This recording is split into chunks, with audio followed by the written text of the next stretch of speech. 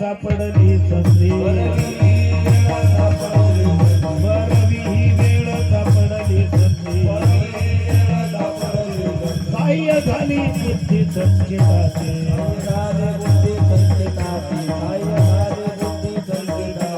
येणे पंथे माझे चालले पाऊले येणे पंथे माझे चालले पाऊले दर्शन झाले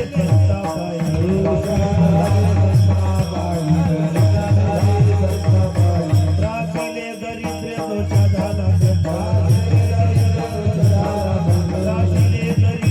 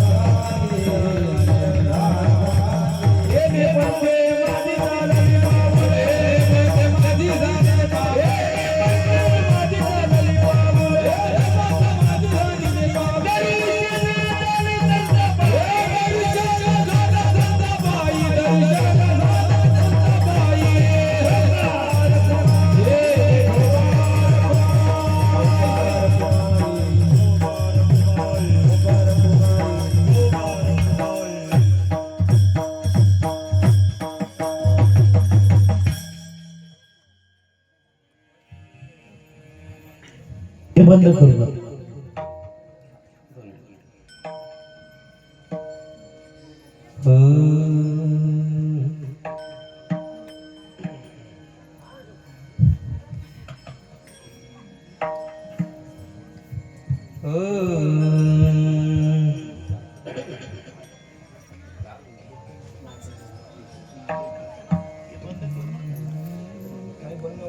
हे सुरूच ठेवा. गोकुळ महाराज कुठे या ना, समोर बसा. या इकडे पुढे बसा. या ना, या ना, समोर या.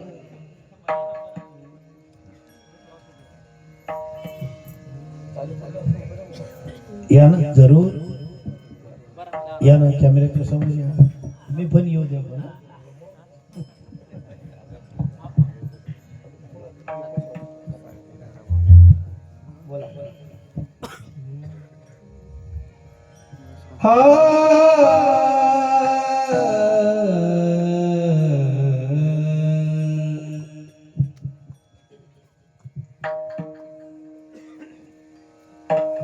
बरवी हे वेळ सापडली संधी, बरवी हे वेळ सापडली संधी, सापडली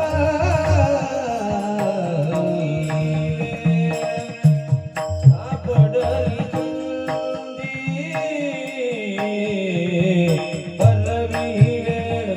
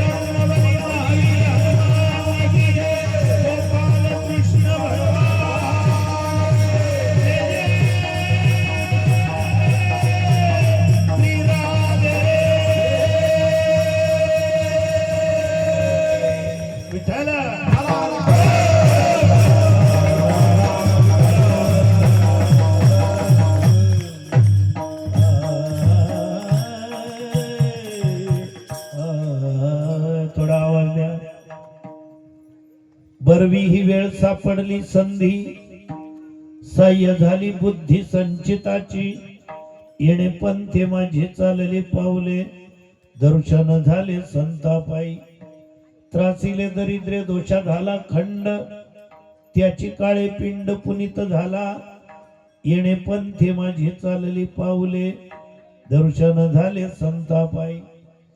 तुका म्हणे झाला सफल व्यापार किंवा अवघा व्यापार, आली अर्धार फळासिये, येणे पंथे माझी चालली पावले, दर्शन झाले संतापाई विठ्ठल.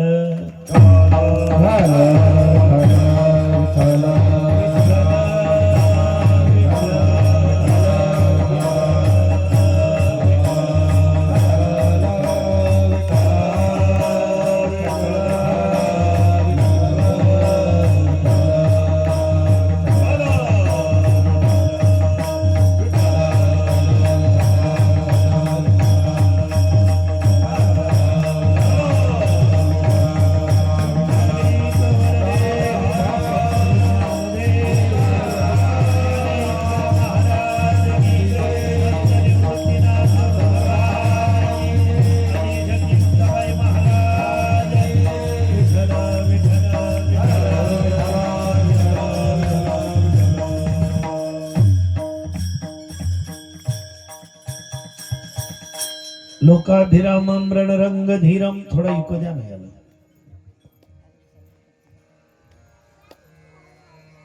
दिला का? लोकाभिरामं रणरंगधीरम राजीवनेत्रं रघुवंशनाथं कारुण्यरूपं करुणाकरंतं श्रीरामचंद्रं शरणं प्रपद्ये. मनोजवं मारुततुल्यवेगं जितेन्द्रियं बुद्धिमतां वरिष्ठं वातात्मजं वानरयूथमुख्यं श्रीरामदूतं शरणं प्रपद्ये. राधे राधे नाम घेता पवित्र अनंत पापे होती भस्मसात. विराट शक्ती गोधामवासी शरण जाऊया त्या राधिकेची. श्री कृष्ण गोविंद हरे मुरारे हे नाथ नारायण वासु. श्री कृष्ण गोविंद हरे मुरारे हे नाथ नारायण वासुदेव. हे नाथ नारायण वासुदेव.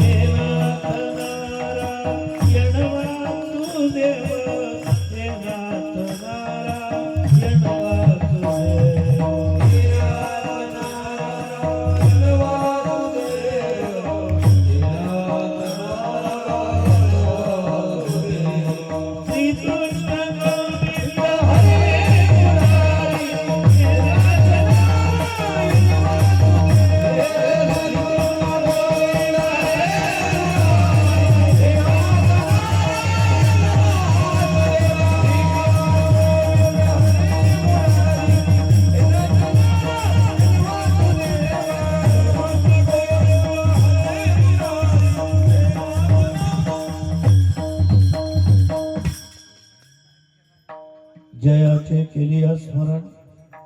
स्वर सुरू ठेवा. अखंड सुरू ठेवा. होई सकळ विद्येचे अधिकरण तेच बंधू श्री चरण श्री गुरूंचे तेच नमस्कारोनी. आता बरवी ही वेळ सापडली संधी सहाय्य झाली बुद्धी संचिताचे.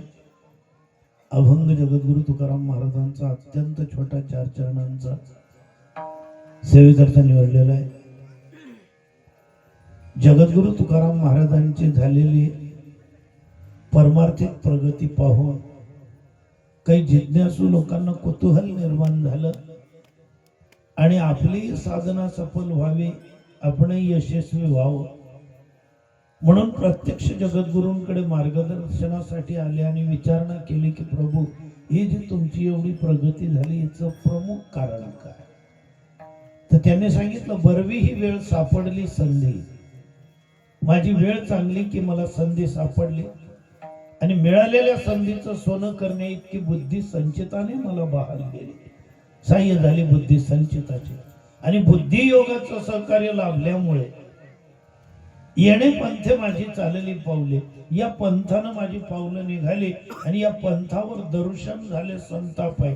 मला संतांची भेट झाली आणि संतांच्या भेटीचा असा परिणाम झाला, त्रासिले दरिद्र दोषा झाला खंड, त्याची काळे पिंड पुनीत झालं. दुःख आणि दोषाचं दारिद्र्य म्हणजे पुन्हा पुन्हा जन्माला येणे, अपमानित होणे, मरणे, पुन्हा जन्माला येणे. ही त्रस्तता, हे त्रासाचं दारिद्र्य कायमचं संतांच्या दर्शनाने या पंथावर आल्यामुळे आणि बुद्धियोगाने संचितातल्या सहकार्य केल्यामुळे, वेळ चांगली असल्यामुळे, संधी मिळाल्यामुळे त्याचे काळे पिंड पुनीत झाला. पिंड म्हणजे शरीर, पुनीत म्हणजे पुण्यवान झालं शरीर. कशामुळे झालं? मी देव पाहायला गेलो आणि मी स्वतःच देव झालं. मग उरलंच काय? तू काय म्हणे, झाला अवघा व्यापार, आली यरधार फळाची पांडुरंगा करू प्रथम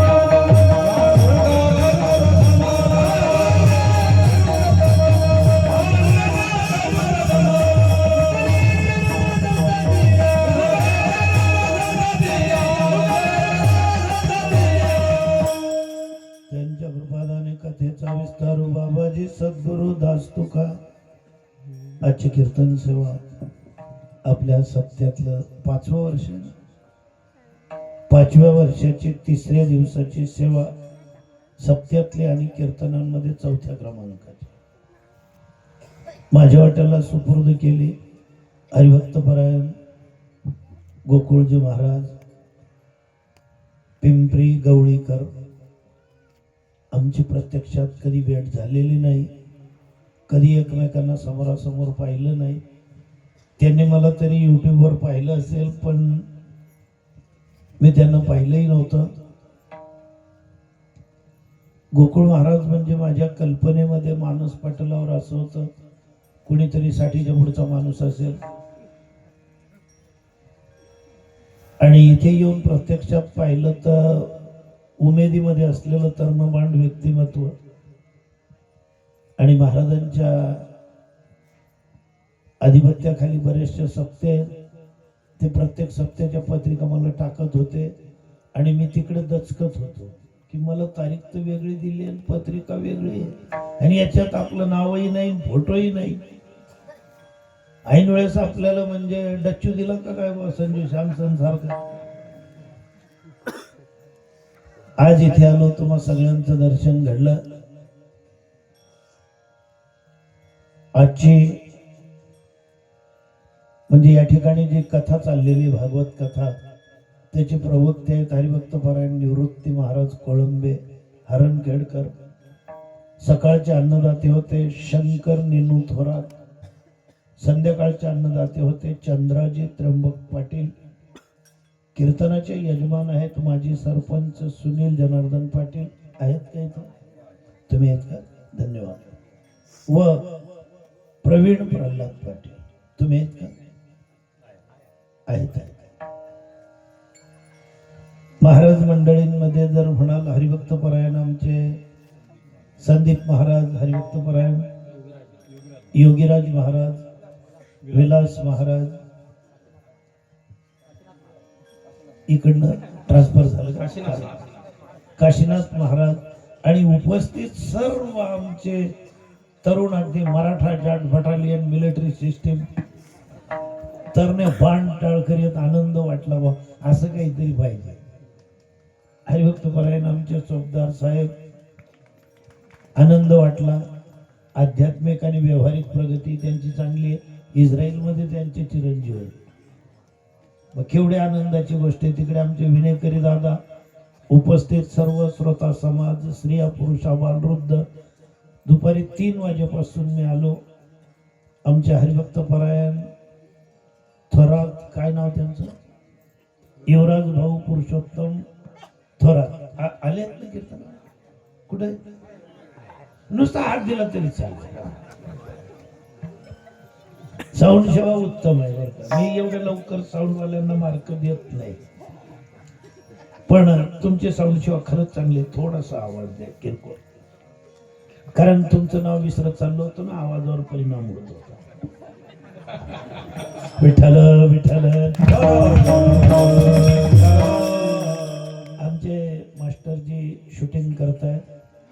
खरा मला तर आनंद आहे. तुम्ही तर मला प्रसिद्धी मिळवून दिली खरी, नाही तर मला कोण ओळखत होतं. पण मला प्रसिद्धी कधी मिळाली?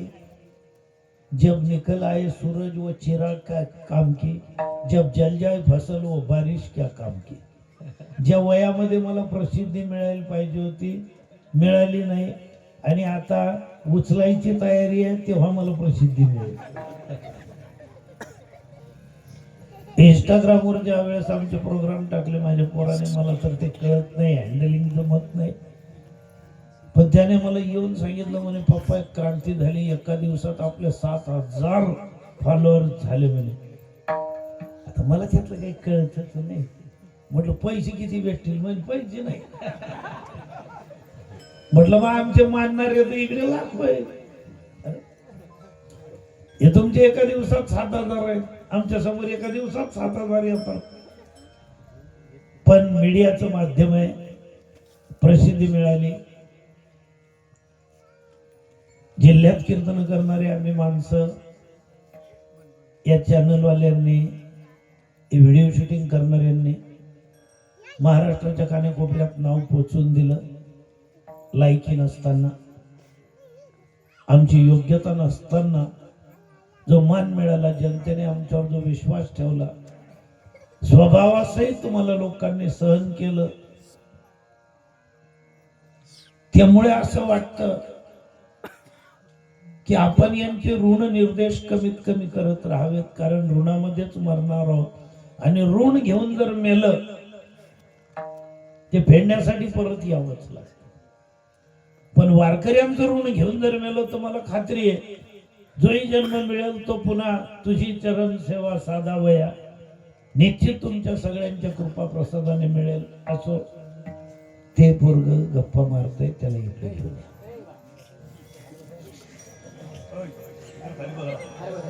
नाही, त्याला फेल वाटेल असं करू नका. आता बोलू नको बेटा, उभा राहा. कारण जर जास्त गडबड झाली तर मग डायरेक्ट हेड ऑफिसवर बदली होते. इथे जी भागवत कथा चाललेली आहे त्या भागवत कथेला सर्वप्रथम सादर प्रणाम.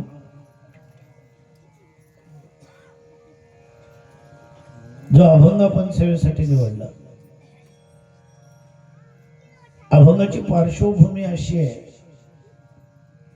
जगद्गुरु तुकाराम महाराजांनी केलेली आध्यात्मिक क्रांती तत्कालीन पंचक्रोशी मधला चर्चेचा विषय होता. आणि का होऊ नये बरे,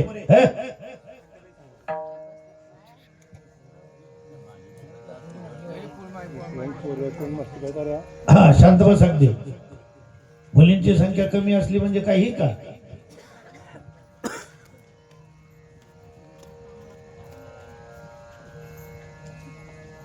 पंचक्रोशी मधला चर्चेचा विषय बना.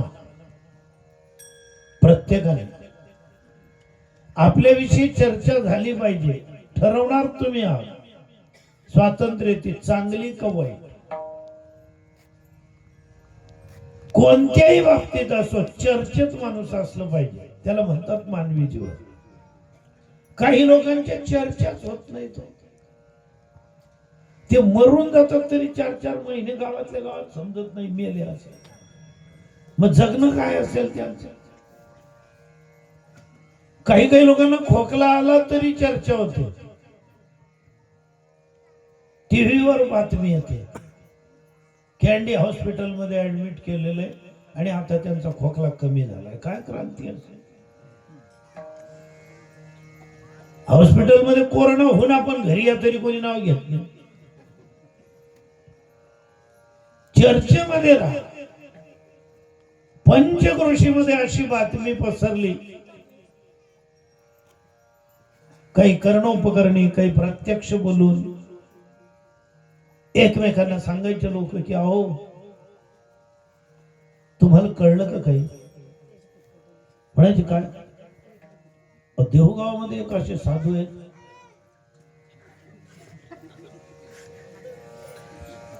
त्यांनी देव पाहिलाय. एक बाई दुसऱ्या बाईला सांगायची अगं तुझ्या कानावर बातमी आली का, देहूमध्ये एक असे साधू आहेत. सगळं प्रपंचपणाला लावून त्या माणसाने देव प्राप्त केलाय. पुन्हा हो ऐकण्यात आलं. इकडे माणसं एकमेकांना सांगायची, ऐकण्यात आले.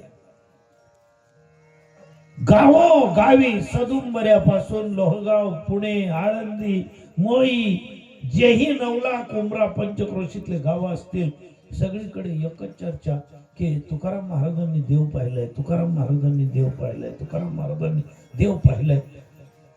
7-8 जिज्ञासू एकत्र आले. ते म्हणाले मग आपण चला ना त्यांना भेटूया. आपल्याला देव नाही भेटला तरी चालेल, पण ज्या माणसाने देव पाहिलाय तो माणूस तर आपण पाहू. नंतर ही क्रांती पुन्हा 18व्या शतकामध्ये झाली होती. जे गुरु तुकाराम महाराजांचे होते, बाबाजी चैतन्य, त्यांच्याच मालिकेतील अनुयायी पुढे रामकृष्ण परमहंसांचे गुरु होते. काली मातेचे उपासक कलकत्त्याचे. नरेंद्रनाथ विश्वनाथ पंत नावाचा एक विद्यार्थी त्या कॉलेजमध्ये शिकत असताना, विश्वनाथ पंत हे सरकारी वकील होते, विवेकानंदांचे वडील. घरी साधूंचं येणं जाणं असायचं, आध्यात्मिक चर्चा चालायच्या. नरेंद्र, आता हे पोरग कसं आहे, छोटस असं छोटस पोरग नरेंद्रनाथ पप्पा आणि साधूंच्या चर्चा ऐकायचे, कानावर नेहमी विषय यायचा, देव देव देव. हे बालमनामध्ये कोरले जातात विषय. तुम्ही घरात जे बोलाल, येत वडील जे जे करते तया नाम धर्म ठेव, ज्या चर्चा कराल त्या चर्चा पुरुषांचा. एकदा एक साधू आलेले असताना नरेंद्रनाथांकडे घरी, वडिलांना काहीतरी एक काम निघालं, ते बैठकीतून घरात गेले. तेवढ्या वेळात नरेंद्रनाथ आले त्या साधू जवळ आणि विचारायला लागले. नमस्कार नाही केला, नमस्काराची घाई करूच नका. आपला वारकऱ्यांचा नियम आहे, पायापडे जन एकमेका, मंजूर आहे. त्या साधू जवळ आले आणि विचारायला लागले, नरेंद्रनाथ छोटस बाळ म्हणे, बाबाजी तुम्ही देव पाहिलंय? ते लगेच उत्तर काय दिलं त्या साधू, अरे हुशार आहे, चुणचुणीत आहे, पुढे प्रगती करशील म्हणे. हे नाही, मी काय विचारलं, तुम्ही देव पाहिलाय का, हे बाकीचं नका बोलू. तोपर्यंत वडील आले. काय म्हणतोय हा, काय बोलतोय महाराजजी तुम्हाला? मग बाबाजींनी सांगावं ना की तुम्ही देव पाहिला का, हे मला यांनी विचारलं. नाही, हुशार आहे मुलगा, चला चल तिकडे दालनात बस, पुढे बाबांना त्रास देऊ नको. पण मनामध्ये कुतूहल निर्माण झालं होतं, देव देव देव देव. शालेय अभ्यासात स्वामी विवेकानंदांचं लक्ष लागत नव्हतं. शालेय प्रगती मार्कलिस्ट जर पाहाल, ते मेरिटचे विद्यार्थी कधीच नव्हते, कारण डोक्यामध्ये घुसला होता देव. चर्चा चालायची घरात.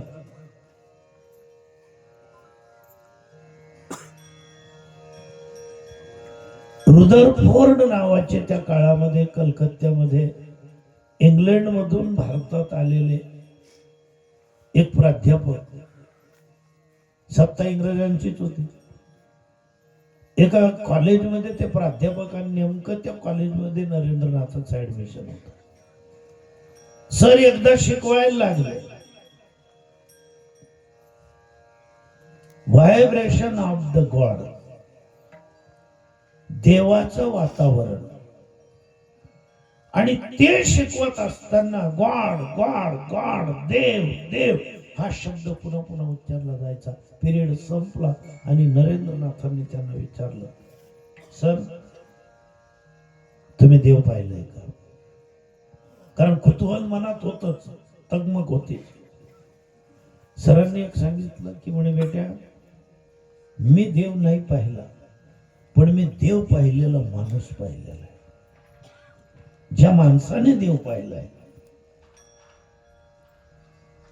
खरंच तुला कुतूहल असेल तर दक्षिणेश्वरीच्या मंदिरामध्ये जा आणि तिथे गदाधर नावाचे ब्राह्मण राहतात, ज्यांना रामकृष्ण परमहंस म्हणून जनता ओळखते. संध्याकाळी घरी गेले, दप्तर फेकलं कसं तरी आणि गेले दक्षिणेश्वरीच्या मंदिरामध्ये. असा भला मोठा सभा मंडप त्या मंदिराचा, 25-30 पायऱ्यांचं उंच असं शिखरावरचं ते मंदिर. एका बेंचवर गदाधरजी रामकृष्ण परमहंसजी एक उपर्ण पांघरून बसलेले. हे तिथे गेले, पण जायच्या अगोदर अंतर दोघांमध्ये चांगलं 50 फूट आहे. तोपर्यंत स्वामीजी बोलले, परमहंसजी, ये नरेंद्रा, बाळा तुझीच वाट पाहत होतो कधीपासून. तुम्हाला आश्चर्य वाटलं असेल आता हा शब्द ऐकताना की कधी पाहिलं नाही, ओळख नाही या माणसाने, नरेंद्र कसं म्हणावं. पण स्वामीजींना, विवेकानंदांना नाही वाटलं. कदाचित रुदरफोर्ड सरांनी यांना निरोप दिला असावा की असा नरेंद्र नावाचा पोरगा येतो. विशेष नाही वाटलं, नमस्कारही नाही केला. स्वामीजींचं ज्यांनी अर्धा फोटो पाहिलेला असेल, असा हात बांधलेला त्या अवस्थेत उभे राहिले आणि विचारले, नमस्कार न करता तुम्ही देव पाहिलंय का? स्वामीजी म्हणाले, हो मी देव पाहिलंय. मला दाखवू शकता? म्हणाले, अगदी कधीही केव्हाही. एवढा अधिकाराने बोलण्यासाठी सिद्धीची गरज आहे, प्रसिद्धीची नाही. प्रसिद्धीला काय करतात? प्रचारक चांगले सापडले, प्रसिद्ध व्हायला काय वेळ लागतो? पण सिद्धीचं काय? आणि ज्यांना सिद्धी मिळाली, सिद्धीला मी पिचे कोणतया पुसे, सिद्धीला मी पिचे कोणतया पुसे,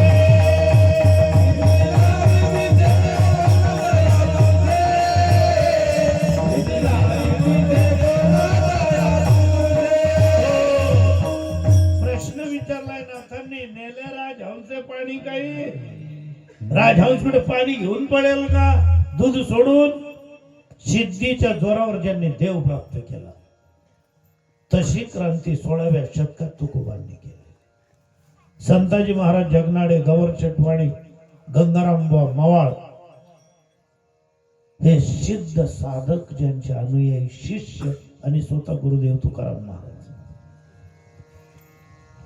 भंडारा डोंगरावर ध्यान साधनेमध्ये तल्लीन असताना काही विद्वानांचं टोळकं तिथे आलं. वंदन केलं. सर्वप्रथम समाधी उत्थान झाले. संताजी महाराज जगनाडे त्यांना विचारलं की महाराज, आम्हाला तुकाराम महाराजांची चर्चा करायची. म्हणे, पहा, इथे चर्चासत्र नसतं, इथे फक्त भगवत चर्चा होते. चालेल? कारण इथला नियम आहे आमचा. देहू गावातले तुकाराम महाराज वेगळे, पण भंडाऱ्या भामचंद्र आणि घोराडेश्वर डोंगरावरचे तुकाराम महाराज वेगळे. इथे त्यांचा अधिकार आहे. इथे नाम घेता कापेयम, तिथे कदाचित पाठीवर उसवारला जात असेल ते वेगळं. मग माझी वो हात उचलत असतील ते ग्रामस्थ म्हणून आहेत तिथले तुकाराम महाराज वेगळे. पण इथला नियम आहे बोलण्याची नाही, बोलण्याची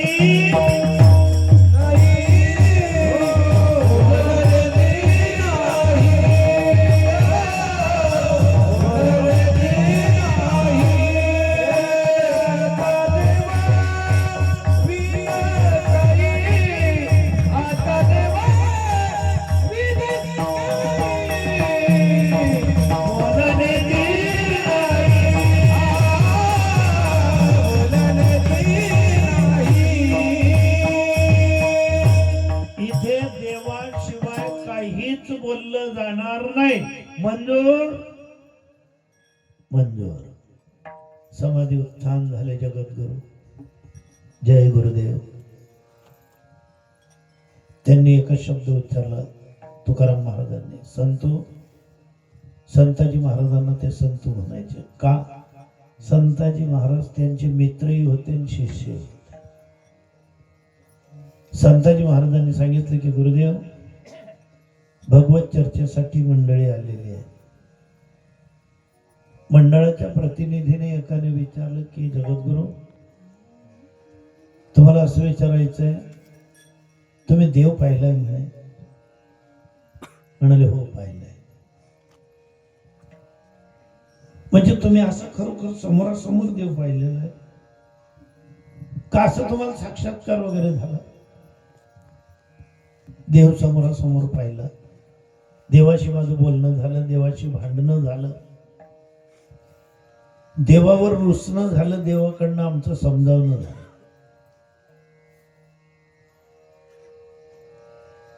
एक जण म्हणाला की महाराज, मी याच्याही पुढचं ऐकलेलं आहे, खरं की खोटं मला माहिती नाही, पण कुतूहल निर्माण झालं मनात, प्रत्यक्ष तुम्हाला भेटायला आलो. आणि कुतूहल कोणतंही निर्माण झालं असेल ना ज्या व्यक्तीविषयी, त्याला भेटा, त्याला विचारा, परस्पर चर्चा करू नका. तुम्ही असं म्हटलंय म्हणे की मी देव पाहायला गेलो मी देव झालो, असं तुम्ही बोलले आहात का? म्हणे हो मी बोललोय, मीच म्हटलेलं आहे देव पहा वया गेलो, देव पहा वया गेलो, ताळ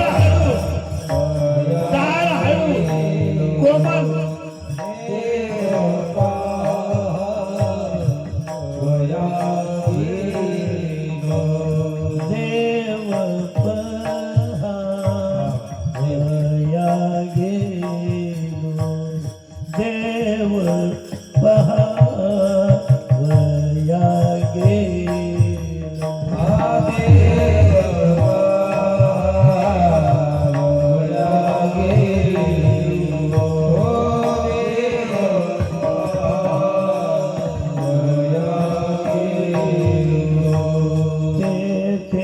देवची हो निघेला,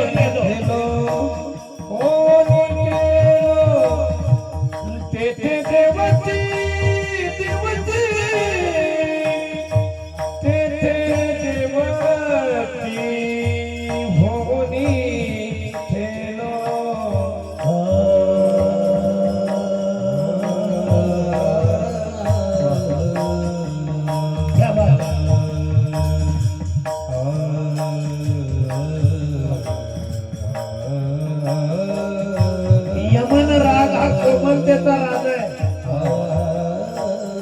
आणि देवाकडे जायचा शॉर्टकट रस्ता आहे, वरती जायचं नाही.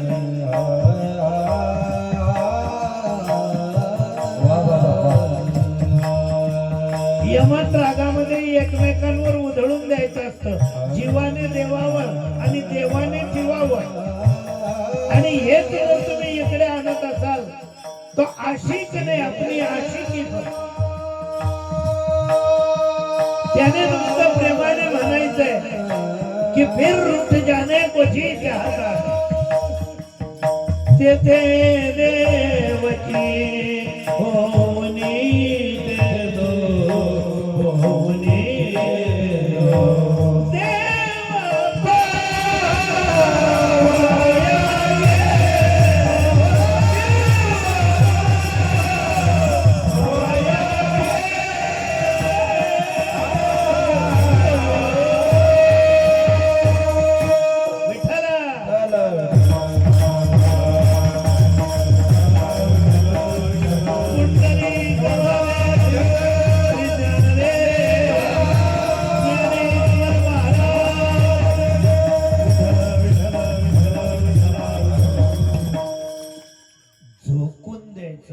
सगळं काही प्राप्त करता येईल. किनाऱ्यावर उभं राहून पाणी किती कळणार नाही. सुरुवातीला कोणाला जमत, पण एक लक्षात ठेवायचं, पोटामध्ये कोणी शिकविले सर्पा उपजतला पाणून. सर्पाचं पिलू अंड्यातून बाहेर येत असताना, जन्म घेत असताना चालत जन्म घेत, पण त्याला कोणी सांगितलं की तू लपला तर जगशील. आपल्यामध्ये कला आहेत बऱ्याचशा. इथे बसलेला प्रत्येक माणूस, प्रत्येक बाई कीर्तनकार. त्या कलेला वाव द्या ना, ती कला बाहेर यायला जागा राहू द्या ना, तिला संधी तर द्या. आणि पहिला मुद्दा म्हणजे स्वतःला कमजोर का समजताय तुम्ही? मी कीर्तनकार व्हायच्या अगोदर मी कीर्तन ऐकायला जायचो आई सोबत. भाग्यवान होतो, माझी आई साने गुरुजींची विद्यार्थिनी होती अंमळनेर. आईकडूनच मी कीर्तन शिकलोय खऱ्या अर्थाने. कीर्तनात आम्ही जायचो तर मला असं वाटायचं, मी घरी आले आले आईला सांगायचं, आई हे बाबासारखं मला फेटा बांधता येईल का, मला कीर्तनकार होता येईल का? म्हणे का नाही जमणार? मग तुला कीर्तनाला का नाही येते? मी तुला कीर्तनकारच व्हायचंय आणि तू कीर्तन करशील. मी लहान असतानाच घरातल्या घरात जे सापडेल ते कमरेला बांधायचो आणि ओठ्यावर उभं राहून विठ्ठल विठ्ठल विठ्ठल, येणारे जाणाऱ्यांना सांगायचो, गेल्या म्हणणार आहे विठ्ठल, ते माझ्याकडे पाहिजे, वाटत आहे विठ्ठल विठ्ठल. चालणाऱ्या लोकांना म्हणायला लावतो. जमत तुम्हाला, प्रत्येकाला जाणे, प्रत्येकामध्ये एक सुषुप्त अशी शक्ती आहे. पण आपलं काय झालंय, संकोचोनी काय झाला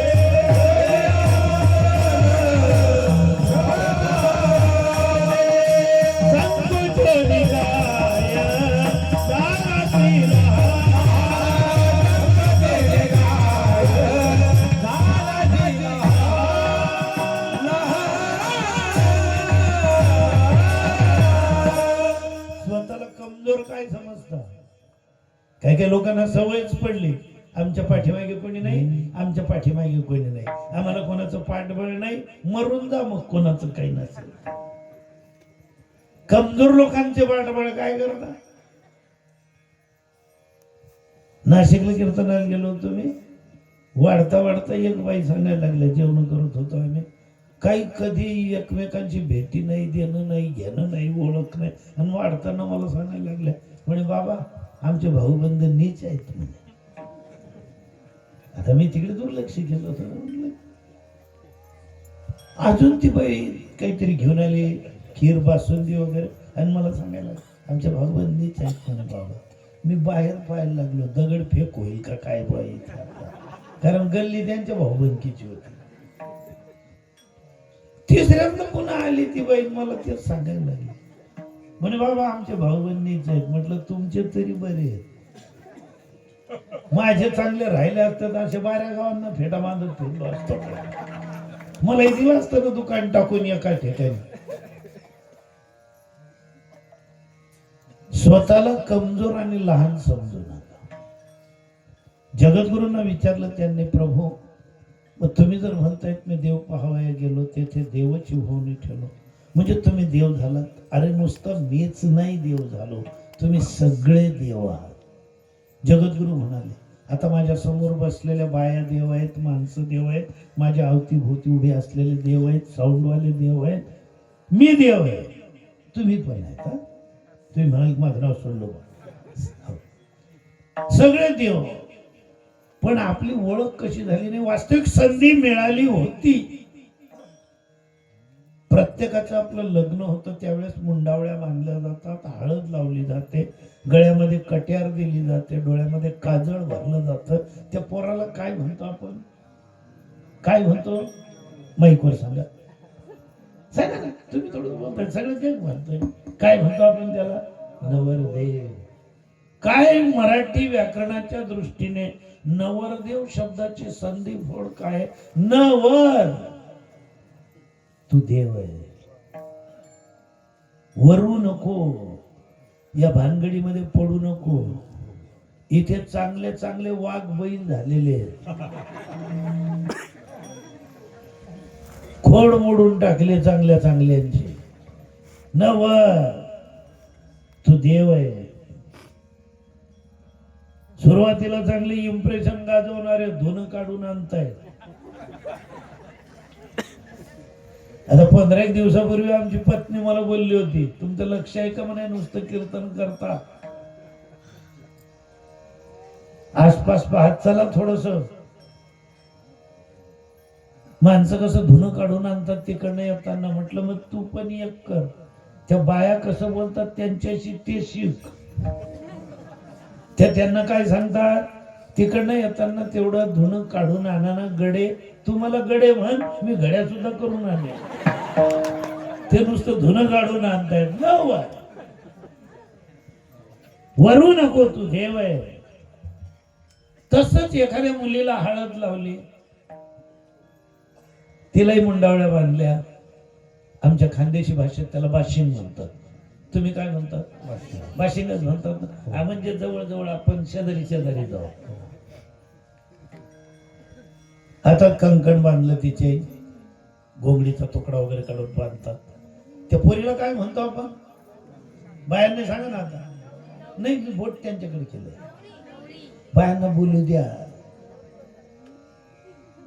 बोलू द्या. घरात बायाच बोलतात ना. काय म्हणतो आपण? न वरी, वरू नको.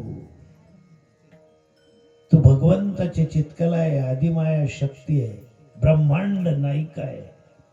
काय होईल विवाह झाल्यानंतर? तुझ्या गुणाची आणि रूपाची माती होईल सगळे. न गुण न रूप. हे दूध तुझंच पिऊन तुझ्या डोळ्यामध्ये अश्रू आणल्याशिवाय तुला जगूही देणार नाही आणि तुला मरूही देणार नाही. दोघांनाही सांगितलं. संधी मिळाली नव्हती का? पण दोघांनी ऐकलं नाही. आले विवाह मंडपात. झालं. तदेव लग्नम सुदिनम तदेव चंद्रबलम ताराबलम तदेव. देऊन टाकले आशीर्वाद. कर्म धर्म तुम्हा असावे कल्याण. घ्या माझे वचन आशीर्वाद. सप्तपदीच्या 7 फेऱ्यांमध्ये किती लक्ष आहे आपलं आपल्या संस्कृतीकडे. हिंदू धर्म विवाह संविधानामध्ये सप्तपदीच्या फेऱ्या किती असतात? बाया सांगू शकतील का? किती असतात? 7. सप्त म्हणजे 7. किती फेऱ्यांना नवरदेव मुलगा पुढे असतो आणि किती फेऱ्यांना नवरी पुढे असते?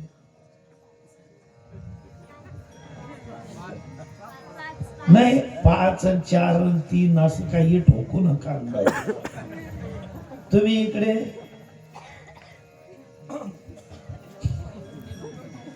त्या तुम्हाला एकच माहिती, पहिल्याच पंक्तीत बसा. टाळी जेव्हा लागेल तेव्हा लागेल, जीवन घ्या, मोकळा व्हा. किती फेऱ्यांना नवरदेव पुढे असतो? साऊंडवाले दादा, पूजा साऊंड नाही का? देख पाहिलं तर असेल कोणाचं? नाही, जाऊ द्या. तुम्ही ह्या वायरिंग मध्ये आवाज चांगला देतायत हेच भरपूर. 4 फेऱ्यांना नवरदेव पुढे असतो. धर्म, अर्थ, काम आणि मोक्ष 4 प्रमुख जबाबदाऱ्या. 3 फेऱ्यांना नवरी पुढे असते. सत्व, रज आणि तम या त्रिगुणांवर नियंत्रण. सोपं नाही. तुमच्या फेऱ्या 3च आहेत बायांच्या. पण नवरा क्रोधी आहे. तो क्रोध पचवणे, सहन करणे. काहींचा नवरा रागीट आहे अतिशय. शब्दा गणित थोबाडीत द्यायची तयारी, सहन करायची तयारी. रामायणामध्ये वर्णन आहे, अंध बधीर क्रोधी अति दीना. काही भगिनींना अंधपती मिळालाय. आंधळ्या नवऱ्याचा संसार करणं सोपं आहे का? काहींचा बहिरा आहे, एकदा आंधळ परवडतं. पण बहिऱ्याला वाटतं माझाच विषय चालू आहे. नुसतं त्याच्याकडे पाहून हसलं जरी, हा माझच काहीतरी आहे. आयुष्यभर अशा माणसाची पत्नी बनून राहणं दैवी गुणाशिवाय शक्य आहे का? सत्व, रज आणि तम त्रिगुणांवर नियंत्रण मिळवायचंय मला. काहींचा मतिमंद नवरा आहे, डोकंच चालत नाही. आता एका ठिकाणी त्या बाईने सांगितलं, म्हणे आपल्या गावात कीर्तनकार महाराज आले, त्यांना नाश्त्याला बोलवायचं आहे आपल्या घरी. त्यांच्या 2-3 महाराज मंडळी आहेत पुन्हा गायक वादक. तर तुम्ही पटकन जा, आपल्याला पोहे बनवायचे. 5-5 रुपयाचे 2 डाले दिले, 5 रुपयाचे हिरव्या मिरच्या आणा, 5 रुपयाचे कोथिंबीर आणा. सकाळी 7:45ला घ्यायला पाठवलं, ते 11:15 वाजता घरी आले. ते महाराज नाश्ता करून चाललेही गेले. दुपारच्या जेवणाची वेळ झाली तेव्हा घरी आले. ती बाई म्हणते, थांबा अंगणात थांबा, आरती करू द्या अगोदर. कारण एवढा अगदी स्पीड बुमरापेक्षा जास्त. काय झालं, हात हलवत आले तरी कमी. बाजार भरला नाही का, भाजीपाला आला नव्हता का? म्हणे आला होता. म्हणे हिरव्या मिरच्या नव्हते का तिथं, कोथिंबीर नव्हती का? म्हणे होती. मग काय नाही आणली? माझं हेच डोकं चालत नव्हतं. म्हणे कोणत्या डॉलरची कोथिंबीर घेऊ आणि कोणत्या डॉलरच्या मिरच्या घेऊ. अशा नवऱ्याचा संसार जी बाई करत असेल, धन्यवाद पिता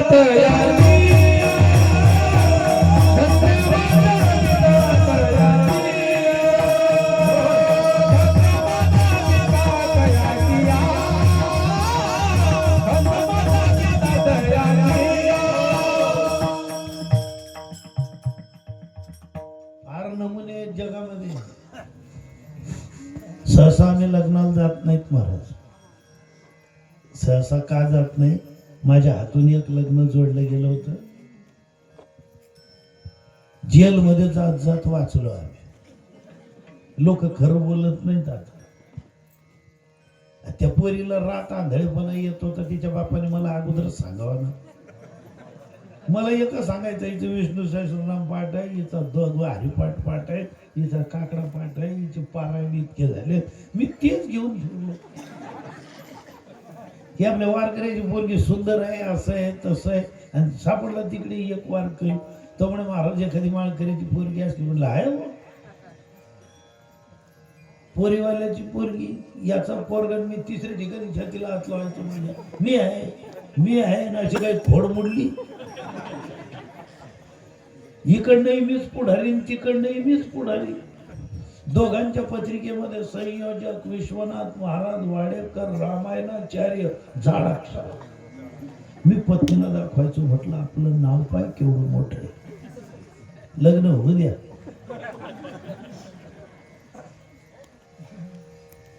दोघकडचे आमंत्रण. सपरिवार या. सपरिवार गेलो. मलाही कपडे, पत्नीलाही कपडे, मुलालाही कपडे, सुनेलाही कपडे. कपडे धरायला एक माणूस. घरी आलो. 5 ते 7 किलो तर शेव आणि बुंदी बांधून दिली. ही आमची पत्नी गल्लीत वाटत फिरायची आमच्या कॉलनीत. त्यांनी लग्न जुळवलं, बुंदी दिली. त्यांनी लग्न जुळवलं, शेव दिली. पण आता काठी भेटणार हे तिला माहिती नाही. आता तिकडे ते टाळी वगैरे लागली. बाय बाय बाय बाय घरी. दुसऱ्या मुलाला पोरगी गेली नांदायला. तिच्या नणंदा बसलेल्या, नंदोई भाऊ बसलेले, जेठ दीर सासू सासरे. गेली. संध्याकाळी खिचडी वगैरे तयार केलेली होती. जेवायला सगळे पाहुणे बसलेले. एका पाहुण्याने सांगितलं नवीन नवरीला बोलवा म्हणे वाढायला. एका जाऊबाईने एवढ्या एका थाळीमध्ये तिच्याकडे गरम गरम खिचडी दिली. भरून जाय म्हणे बाई वाढून. हिला संध्याकाळपासून काही क्लिअर, तिला उंबराच दिसला नाही माझ घरातला. गाडी पलटी होत होत वाचली. खिचडी सहित जाणार होती. इंदूरचा नंदोई भाऊ होता, हिंदी बोलणारा. त्याच्या अंगावर पडणारच होती गरम खिचडी, पण वाचली. तो भाऊ म्हणायला लागला तिला, संभाल के बहना संभाल के. संभाल केच आहे म्हणे आता सगळं. आता ती जशी वाढायला आली, केळीचे पानं बागायती एरिया, केळीचे पानं वाढलेले. पण हिला काय व्हायचं, जिथे केळीचे पानं आहेत तिथे रिकामी जागा दिसली. आणि जिथे माणसं मांड्या वाळून बसले तिथे केळीची पानं दिसली. फॉल्टीमीटर, अप्पर डिपर सगळं एकच.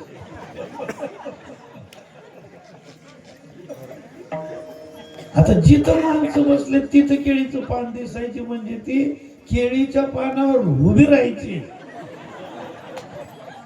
आणि त्या माणसांच्या खोळ भरायची डायरेक्ट पोटी भरून डायरेक्ट गरम खिचडी वो इंदूर का तो खड़ा हो बहना ये क्या कर रही ये क्या कर रही ये क्या हो गया. तोपर्यंत सुरतचा होता बाजूला बसलेला त्याचे खोळमध्ये टाकलं आणि तो एकदम आशू करायचे खिचडी रुकवायची. एकदम एक जाऊबाई आली घरातून म्हणे पुरी काय करतात असं म्हणतात का खिचडी अशी अंगावर टाकतात का आणि केळीच्या पानावर उभी राहिली. ती घरात आली हे असं काय करते घाबरले का म्हणे ताई घाबरली नाही मला संध्याकाळपासून दिसत नाही. तिने लावला कपाळाला. तिचा नवरा म्हणायला लागला काय झालं. ती सांगायला लागली आंधईने गड जिकावा माय आई आमनी ततानी बाच्या. म्हणे काय झालं म्हणे हिला संध्याकाळपासून दिसत नाही. तिचा नवरा म्हणायचं थोरल्या जाऊचं अरे बापरे म्हणजे आपल्याला फसवलं. कशाचं फसवलं आपल्याला कुठे ऐकू येत. अरे अरे अरे अरे लहान पोरगे विठाला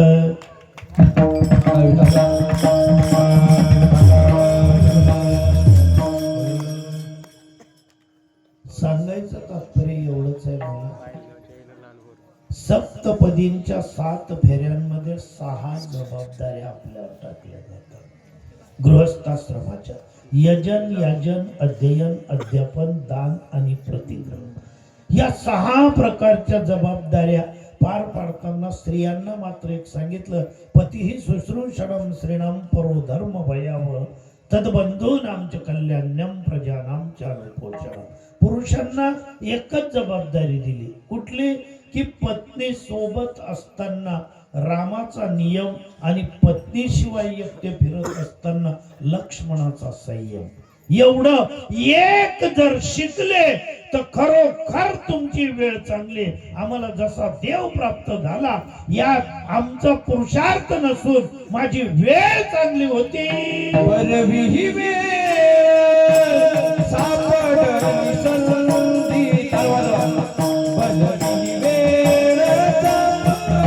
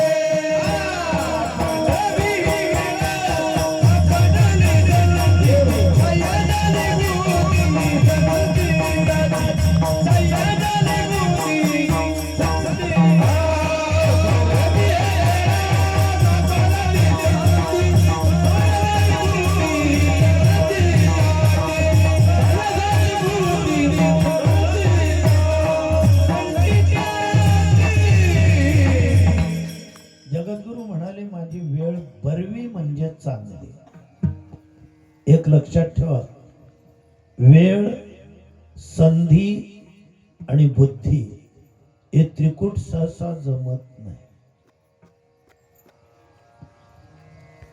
एका व्यक्तीला नोकरीची संधी मिळाली.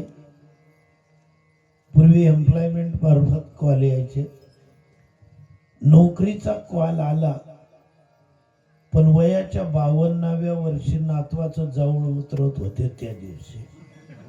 काय ती संधी पेटवायची आहे का? 52व्या वर्षी किती वर्ष सर्व्हिस करेल? संधी वेळेवर मिळाली तर वेळ चांगली, पण वेळ, संधी आणि बुद्धी सहसा एकत्र येत नाहीत. सहसा शब्द विशेष करून लक्षात ठेवा. कशा प्रकारे? ज्याप्रमाणे सूर्य, चंद्र आणि पृथ्वी सहसा एका रेषेत येत नाहीत, सहसा, तसं दर पौर्णिमेला, अमावस्येला जवळपास 175 अंशाच्या कोणापर्यंत आलेले असतात. पण 180 अंशाच्या कोणात जर एकत्र आले सहसा येत नाही, आणि आले ग्रहण लागल्याशिवाय राहत नाही. काय फायदा येऊ नये? वेळ, संधी आणि बुद्धी सहसा एकत्र येत नाही. कशा प्रकारे? सौंदर्य, खानदान आणि स्वभाव सहसा एकाच पोरीमध्ये एकत्र येत नाहीत. मी सहसा म्हणतोय बरं, अजिबात येत नाही असं नाही, सहसा. सौंदर्य असेल, स्वभाव घाण असेल, अहंकारी स्वभाव. मी कशाला आरशात पाहू ग, मीच माझ्या रूपाची राणी ग. स्वभाव आहे का? सौंदर्य आहे पण अहंकार आहे. काही ठिकाणी स्वभाव चांगला आहे, सौंदर्य वरवंटा फिरवलेला नाकावर, नेपाळी लोकांसारखे. ते नेपाळींना तर ओळखूच शकत नाही आपण. आम्ही जळगावला स्वेटर घेतलं त्या नेपाळी लोकांकडून, 1200 रुपये ठरलं, मी 1500 रुपये दिले, 300 परत घ्यायला जो गेला दुसराच यायचा, पण आमच्या लक्षातच येत नव्हतं. मी मागायचो, हमारा 300 रुपये. कौन सा 300 रुपये? अरे ये स्वेटर लिया, किसने लिया? बर जे यायचं ते सारखंच. मग ज्याने घेतले होते तो आला, तो चांगला 10 मिनिटाच्या अंतराने आला. त्याच्याबरोबर त्याची बायकोही आली, फक्त कपडे बदल, चेहरे सारखे, नाक सगळ्यांचं एकाच कंपनीचं नवीन फिट केलंय वास. सौंदर्य नाही, स्वभाव चांगला आहे. स्वभाव आणि सौंदर्य आहे. खानदानमध्येच काहीतरी दोष असेल, एक तर मामाच पळून गेला असेल, नाही तर आत्याच निघून गेली असेल. काही ठिकाणी खानदान चांगलं आहे, स्वभाव चांगला आहे, सौंदर्याची उणीव, तिघ एकत्र आले सहसा येत नाही. आले बा एका पोरीमध्ये सौंदर्य, खानदान आणि स्वभाव, तिघ गुण एकत्र मिळून आले. मग काय करता? नवरा चांगला मिळत नाही. अनेक सुंदर गुणवान पोरी उकिरड्यासारख्या घरांमध्ये दिल्या गेल्या. प्रारब्ध योग. नवराही चांगला मिळाला, निभत नाही, निभूनच गेलं. जन्मोजन्मी आम्ही बहु पुण्य केले, तेव्हा या विठ्ठले कृपा केली. जगद्गुरु म्हणतात तशी आमची वेळ चांगली, मला वेळेवर संधी मिळाली, आणि मिळालेल्या संधीचं सोनं करण्या इतकी बुद्धी संचिताने मला प्रदान केली. आणि त्यामुळे माझं काय पुरुषार्थ या ठिकाणी? हा सगळा खेळ कुणाचा आहे? बुद्धीचे वैभव, अन्य नाही तुझे. आणि सद्बुद्धी हा प्रसाद आहे. प्रसादे सर्व दुःखाना महानिरस्योपजायते, प्रसन्न चेतसेषु बुद्धी पर्यवतिष्ठते. स्थिर बुद्धी संधी मिळाल्यानंतर वैचारिक पातळी जर टिकवत असेल तर मार्गक्रमण होतो. आणि माझं मार्गक्रमण झालं.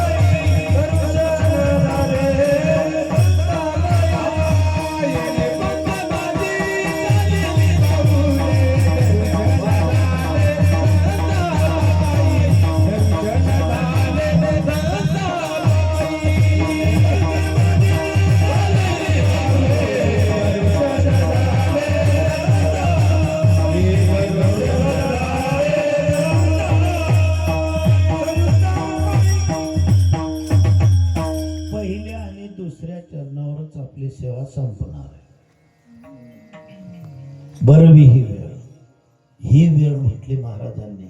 पण कोणत्या वेळेला? त्या वेळेला 16व्या शतकात. आता ही वेळ बरवी आहे का? बरवी म्हणजे चांगली आहे का? वर्तमान परिस्थितीत कोणाला स्वास्थ्य आहे? ज्यांच्याकडे पैसा नाही तेही दुखी, ज्यांच्याकडे खूप पैसा आहे ते डबल दुखी. कोणत्या बँकेत ठेवावं त्यांना बँका सापडत नाही.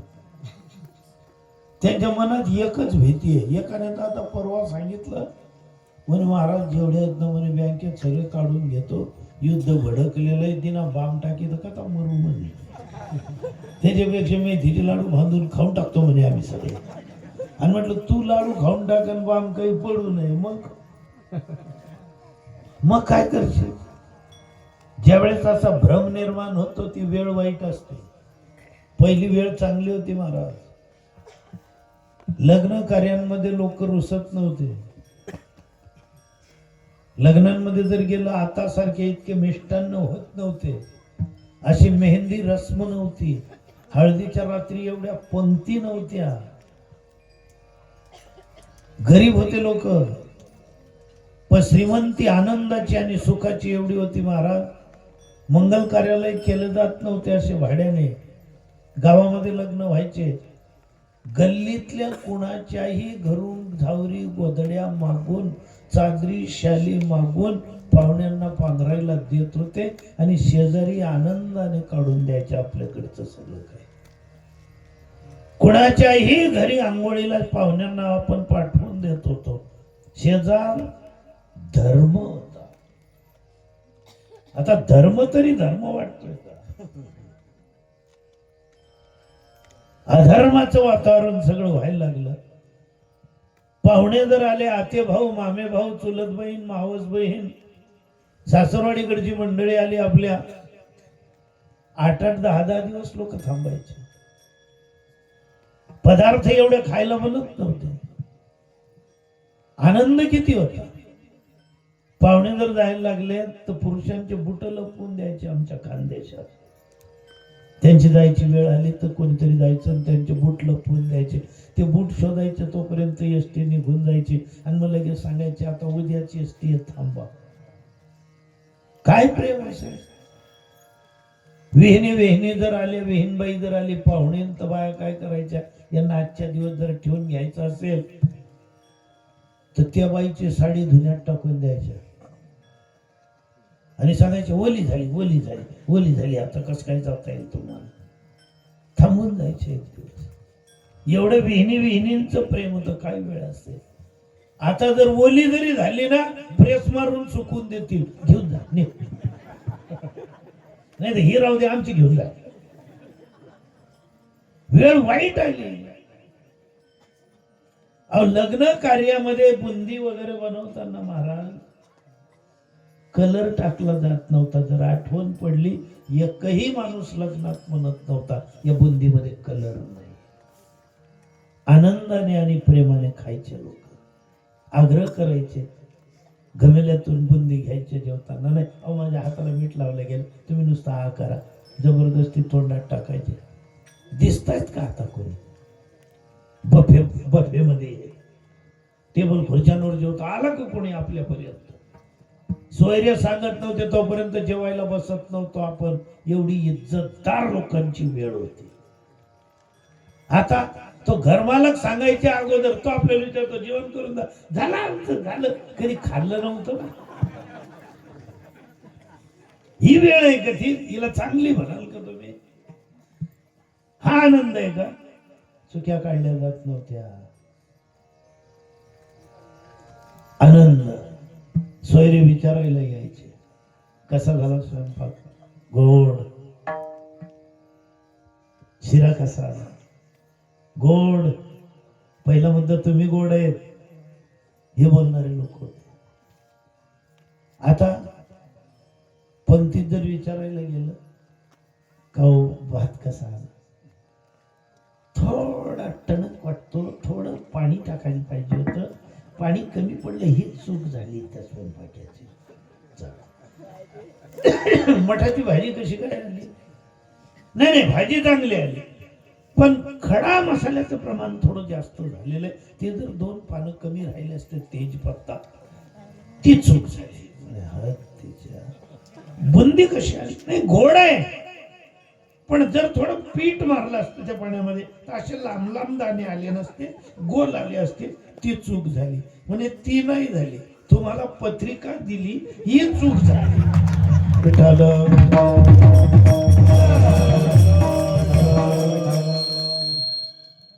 हिला चांगली वेळ म्हणाल का तुम्ही? काय सांगा महाराज, पूर्वी आनंद होता, आयुष्य स्वस्त होतं महाराज, आनंद फुकट मिळत होता, प्रेम फुकट मिळत होतं, सुख फुकट मिळत होतं. काय समाधानी लोक होते. हीच माती आहे, हीच भूमी आहे आपली महाराष्ट्राची. 1984 साली मी पोर्टेबल टीव्ही आणला होता, एवढा 2400 रुपयाला मिळाला होता महाराज. ज्या दिवशी portable TV black and white, त्याला रिमोट सिस्टीम नव्हती, बटन दाबून ते करावं लागायचं, आणि दिवसभर टीव्ही चालत नव्हते. संध्याकाळी आमची माती आमची माणसं कार्यक्रम लागायचा, घर भरून जायचं आमचं. संध्याकाळी चित्रहार, छायागीत वगैरे लागायचे, कोणती तरी मराठी मालिका लागायची, युगंधरा वगैरे, घर भरून जायचं. काय सांगावं तुम्हाला, त्या टीव्ही मुळे माझ्या बायकोचा मान गल्लीत वाढला होता. हिच्या घरी टीव्ही आहे, हिच्या घरी टीव्ही आहे, हिच्या घरी टीव्ही आहे. टीव्ही पाहिला, संध्याकाळी टीव्ही सुरू केला, गल्लीतल्या पोरण माणसं पळत यायचे. एखाद्या वेळेस मी जेवायचो तर खाली पाहत नव्हते, टीव्हीकडे पाहत पाहत पळत जायचे. जेवताना माझाच तांब्या पायाने उडवला. कधीच राग येत नव्हता, असा जमाना होता, अशी वेळ होती याच भूमीत. नंतर रामायण नावाची सिरियल सुरू झाली. घर छोट, टीव्ही छोटा, गर्दी जास्त. अशी गर्दी व्हायची, मला आणि माझ्या चुलत भावालाच बसायला जागा नाही. आणि काय वातावरण होतं महाराज, ऐन रामायण सुरू व्हायच्या वेळेस लगेच लोक पाहायचे तिकडे, अरे मुंग्या मुंग्या मुंग्या मुंग्या, सगळ्या मुंग्याच्या याच्या टीव्हीवर. मग चुलत भाऊ मला सांगायचं, जाय तू वरती चढ. तो मोठा होता, मी लहान होतो. मी वरती जायचो. माझी उंची 5 फूट, अँटिनाची उंची 25 फूट. आणि मग तो समोरच्या वट्यावर उभा, आणि मला सांगायचं होतं, मी फिरायचो, तो टीव्हीकडे पाहायचा, माझ्याकडेही पाहायचं, अंपायर सारखा. आणि दोघांकडे पाहत असताना हा हा हा, मी त्याच्या ऍक्शन कडे पाहायचो, आणि इकडे हा, आणि लगेच मला हा हा हा, बस बस बस. मी थांबलो, हात सोडला, शिडीपर्यंत येत नाही, तुम्ही गेला गेला गेला गेला गेला. अजून मुंग्या मुंग्या मुंग्या मुंग्या, त्या मुंग्या, आणि त्या हा हा बस. अर्धा तास घुसून जायचं, आणि ज्यावेळेस चित्र स्थिर व्हायचं तोपर्यंत रामायण संपून जायचं. पण कधीच कंटाळा आला नाही. वेळ चालली, अशी वेळ या भूमीत होती. शिक्षकाला मान होता, गुरुजींना हृदयात स्थान होतं, म्हणून जाणतेने गुरुजी. गुरुजींना पाहून असं घाबरावं लागत होतं महाराज.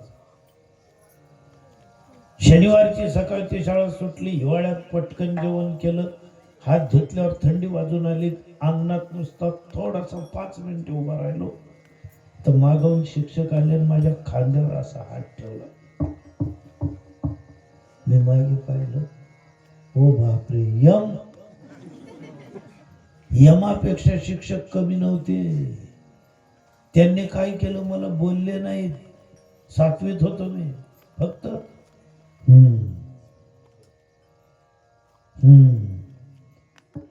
गेले निघून. ते चिंता करत करत शनिवारी संध्याकाळपर्यंत मला ताप भरला, माझे डोळे लाल झाले.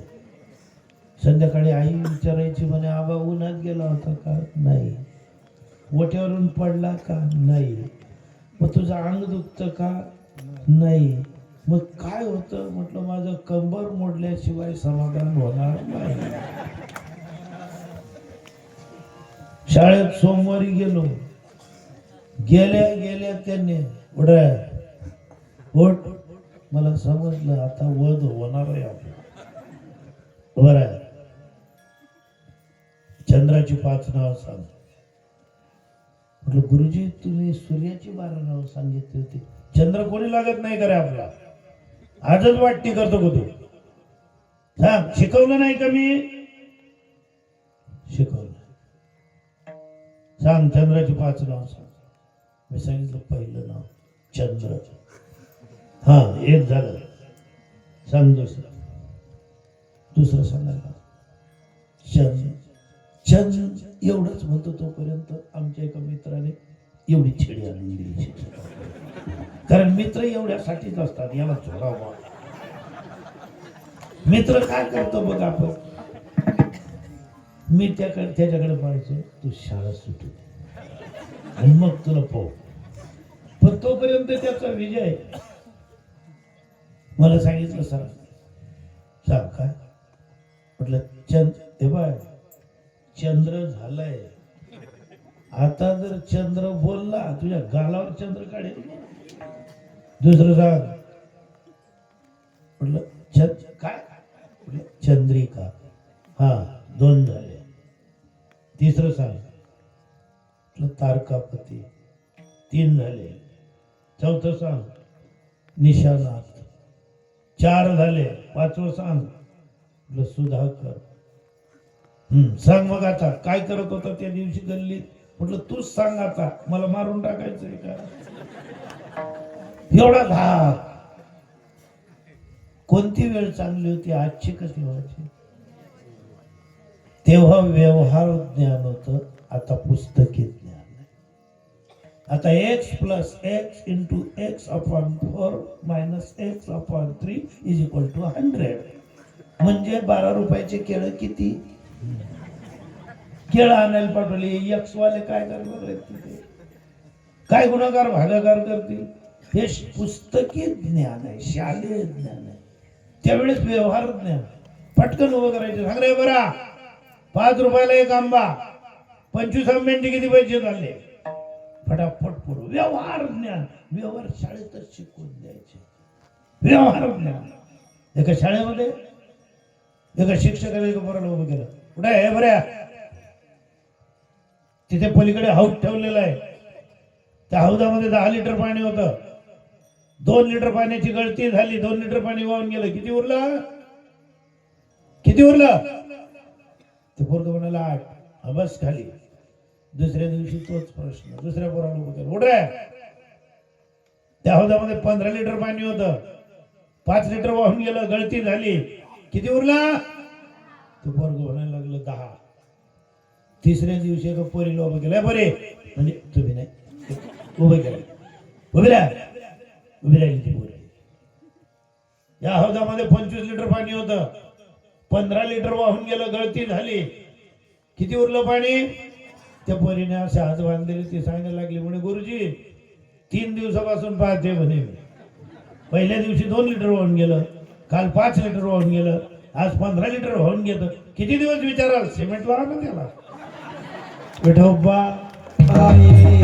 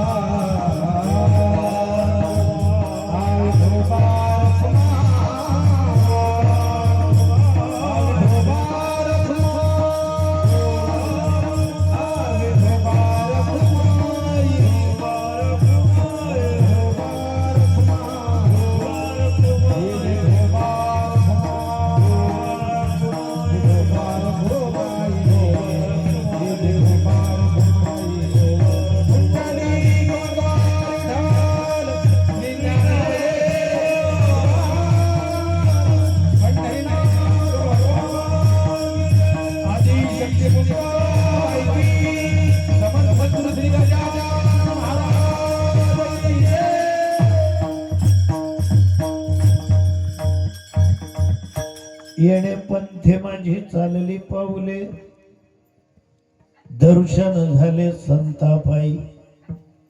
जगद्गुरु सांगायला लागले, या पंथानं माझी पावलं निघाली आणि मला संतांची भेट झाली. हाच पंथ आहे बरं का. हाच पंथ. पंथामध्ये सुधारणा झाल्या. पंथ विकास की ओर जा रहा है या विनाश की. हाच एक पंथ असा होता ज्या पंथावर कन्या सासुऱ्याशी जाये मागे परतोनी पाहे. तैसे झाले माझ्या जीवा केव्हा भेटसी केशव.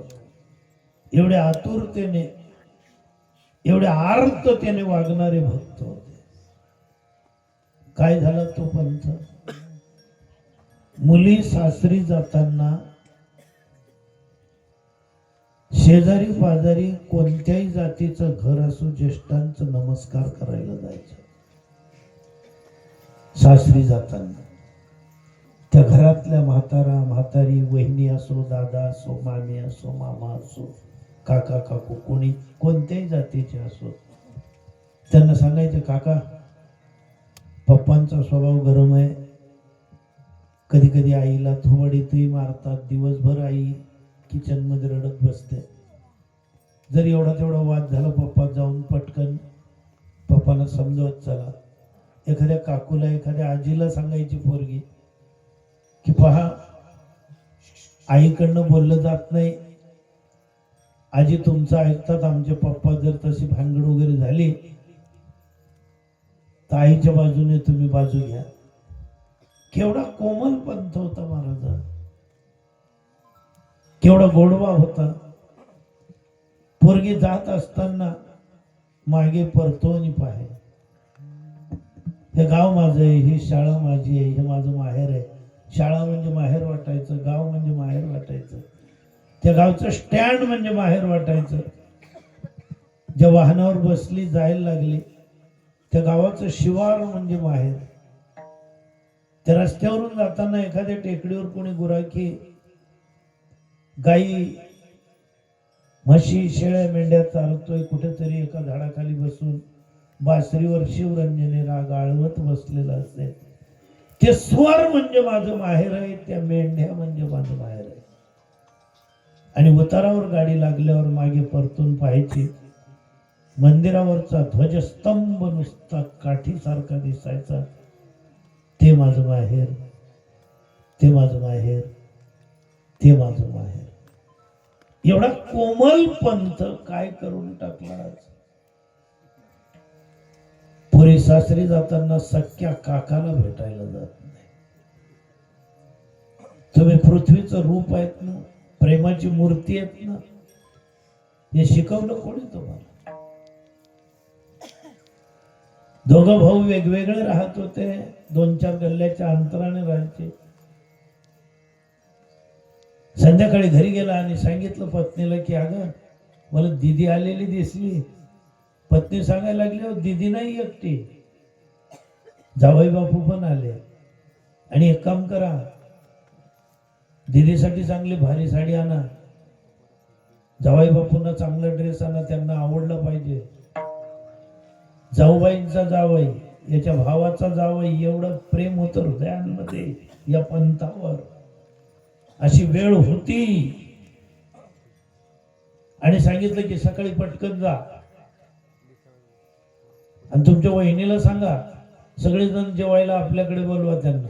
आणि जर सकाळचं जेवण तिकडे होत असेल तर उद्या रात्रीचं आपल्याकडे करू. सकाळी मात्र पटकन जा. सकाळी आंघोळ केली पटकन आणि निघाला. पुतणी आली आहे, जावाई आलाय. सकाळी 6:30 वाजता अंगणातून आवाज देतो, दादा. तोपर्यंत वहिनी आली. म्हणे वहिनी, अहो दीदी कुठे, जावई बापू? म्हणे गेले, ते गेले. हो जावई बापूंना खूप घाई होती, त्यांचं काम होतं म्हणे काहीतरी इमर्जन्सी. त्याचं काम जाऊ दे ग बाई, दीदीला काकूला भेटावं असं नाही म्हटलं का? तिला काकाची आठवण नाही आली का? तिला आली नसेल हो, वहिनी तुमची अक्कल कुठे गेली होती? आम्हाला निरोप दिला असता, आम्ही आलो असतो ना. पण या भाऊजी चहा घ्या, पेटव तुझी चहा तिकडे. हा पंथ असा होता का? असे वागत होते का लोक? शेजाऱ्यांवर विश्वास होता. जर कधी गावी जायचं निघालं, घरात तरण्या भांड पोरी, शेजार थर्म होता, शेजाऱ्याला विचारून जायचे, काका मुली एकट्या आहेत घरी, काकू तुमच्या भरोशावर आहे मी. हा काकू सांगायची जा बेटा. सुनबाई पण येते का? सुनबाई यायची नमस्काराला. शेजाऱ्याची जात विचारत नव्हते. शेजारी भाऊबंद असतो, कोणत्याही जातीचा असतो. बाई सांगायची की सासूबाई मी पण निघाली, पुरी एकट्यात घरी, तू चिंता करू नको पोरी, मी आणि तुझा सासरा आम्ही तिथे थांबू, नाही तर पोरींना आमच्याकडे आणू. लग्न करण्यासारख्या तरण्या ताठ्या पोरी शेजाऱ्यांच्या भरोशावर सोडल्या जायच्या. वेळ कशी असेल महाराज? आज करा ना वेळेचा अभ्यास. सख्यांचा भरोसा नाही. ज्याला सांगितलं मुलींवर लक्ष ठेव, चांगलं लक्ष ठेव, आयुष्यभर आठवण राहील. काय झालं? वेळ बिघडली का देश बिघडला का आम्ही बिघडलो? कधी करू आम्ही अध्ययन? काय घर नव्हते का पूर्वी? वाद झाले नव्हते का? राम आणि सीता वनात गेले नव्हते का? काय वाद आमच्याच घरात आहेत का? एका घरामध्ये सासू सुनेचा वाद चाललेला होता. इतका जबरदस्त वाद चालत होता, शिव्या द्यायला लागल्या एकमेकांना, अंगावर धावून जायच्या, नुसत्या झिंजा पकडायच्या, बाकी जोर जोराने ओरडायच्या सासू आणि सुना. 10-15 मिनिटांनी वाद थांबला. सुनबाई घरातलं कुठलं तरी उष्ट पाणी फेकायला बाहेर आली.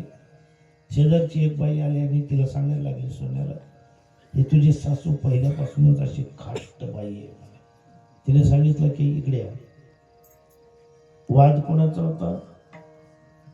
आमचा सासू सुनांचा. माझी सासू मला लात मारेल काय, शिव्या देईल काय, आणि मी माझ्या सासूला बोलेल काय, तो प्रश्न आमचा आहे. तुला कोणी सांगितलं? आणि तुला हे कोणी सांगितलं माझी सासू वाईट आहे?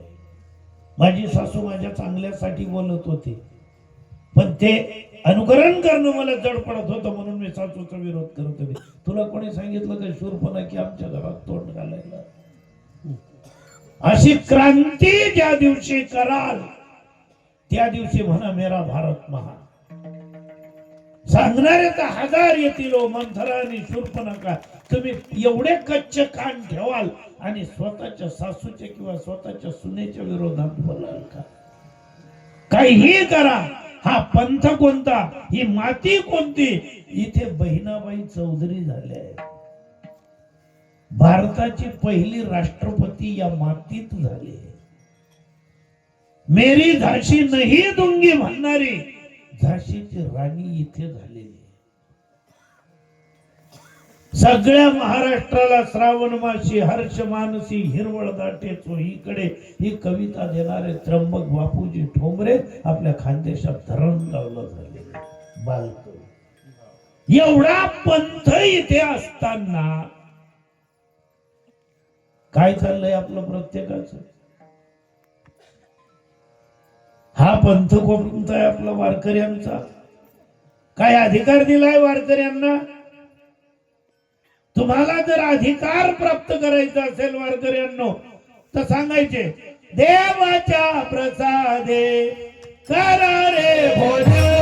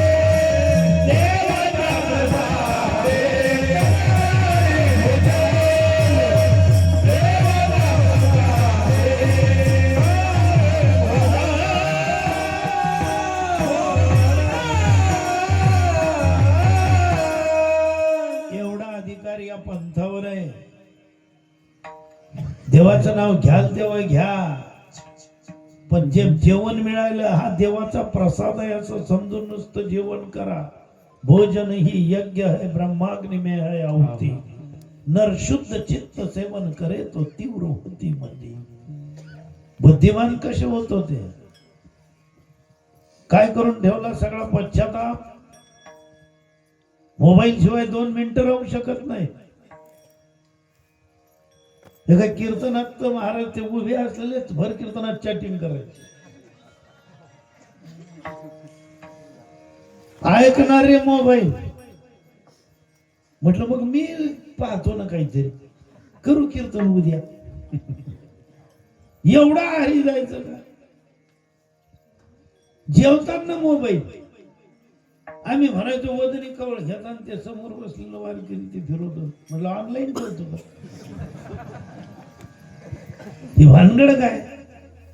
मग एवढ्या आहारी जाऊन मला एकच सांगायचंय, लायकी नसताना महागडे मोबाईल घेणाऱ्यांना विशेष म्हणजे घ्या ना, पैसे तुमचे, मोबाईल तुमचे. 1,65,000चा मोबाईल येतो परत.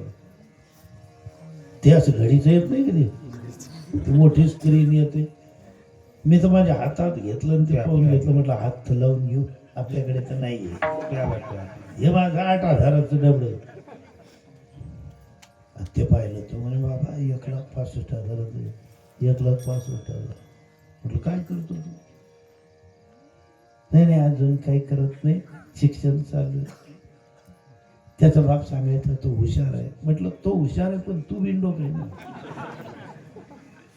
त्याच्या हुशारीवर त्याने तर तुझ्याकडनं मोबाईल उपटला, पण तुला अक्कल नाही ना. विद्यार्थी दशेत आहे ना तो.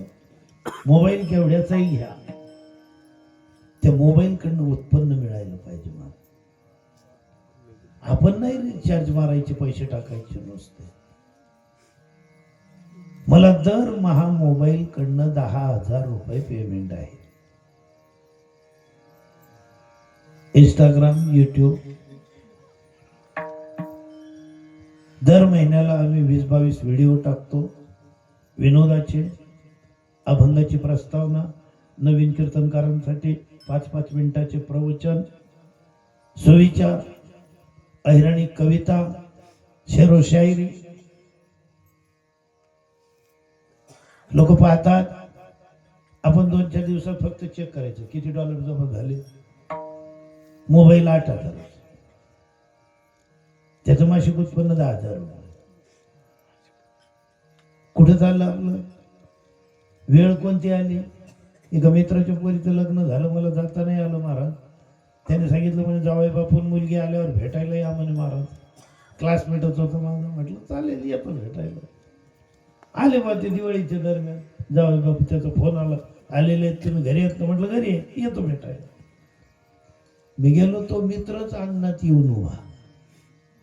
म्हणे पाय आता क्लासमेट, ते कसलं मान दे नाही एकमेकाला. तू आला म्हणे भेटायला, पण जनावर नवीन आहे,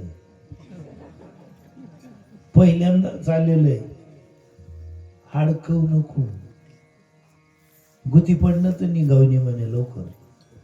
म्हटलं नाही, काही अडकवण्यासारखे प्रश्न विचारणार नाही. गेलो बा पायऱ्या सोडून.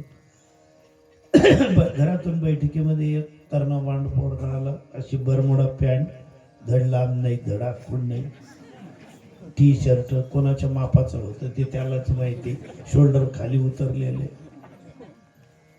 मग मीच त्यांना म्हटलं नमस्कार जावई बापू, नमस्कार. आणि नमस्कार या माऊली. बसलो सोफ्यावर. मित्र ओळख करून द्यायला लागला त्यांना. हे माझे बालमित्र आहेत पहिलीपासूनचे, विश्वनाथ महाराज वाडेकर, चांगलं कीर्तन करतात. तो मला म्हणायचा नाही जय हरी करा, जय हरी म्हणा करतात का असं. तर जावई बाबू जय हरी. हा मित्र मला चिमटी घ्यायचा, गुताडू नको. म्हटलं मी नाही गुताडस, तोच गुती नाही ना त्यांच्या. विचारलं, आता विचारावं तर लागेल. जावई आहे. म्हटलं जावई बापू कुठे असता तुम्ही?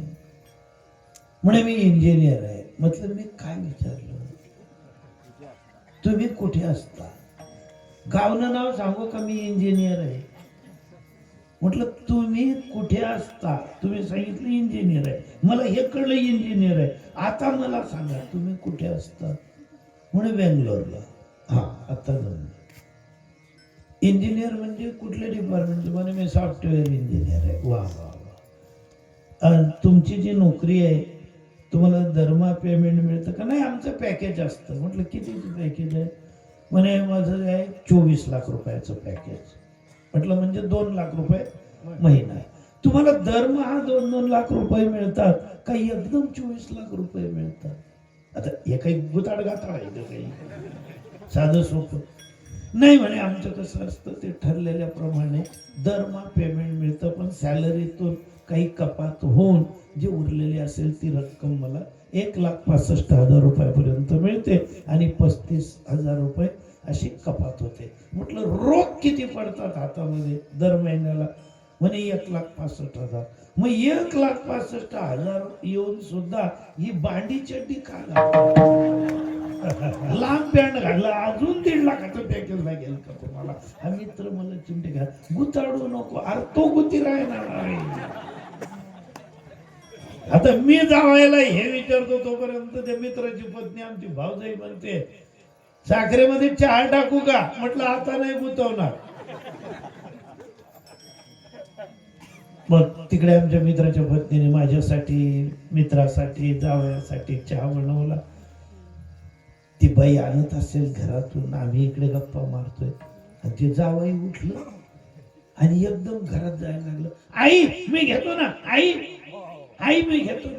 तो आई मी घेतो ना म्हणायचं. मी मित्राला विचारलं, म्हटलं विहीनबाई पण आली आहेत का? तो म्हणे अरे हे बावळट जनावर तुझ्या वहिनीला आई म्हणतो.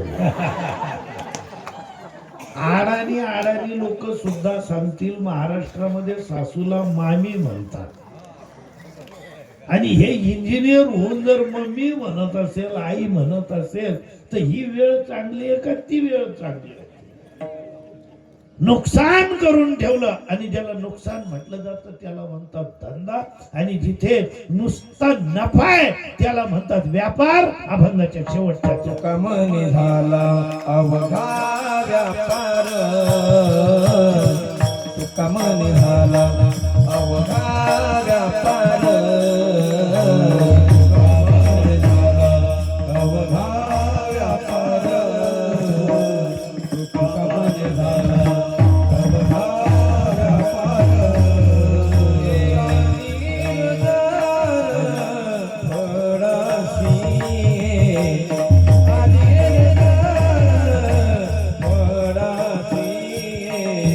ये बंद वाली